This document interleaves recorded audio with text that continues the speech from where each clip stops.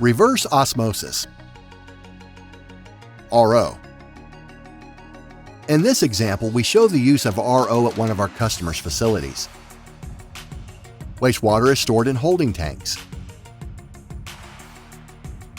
This is first treated using carbon filters, followed by a 5-micron filter. It is then pumped through RO membranes at high pressure to remove salts. Chemicals are used to extend the life of the membranes. Finally, the treated water is stored in special RO storage tanks and circulated through the UV lamps for continuous sanitization. Reverse osmosis is a cost-effective water recycling solution. MacDermid Envio Solutions can help determine the best solution for your water recycling needs.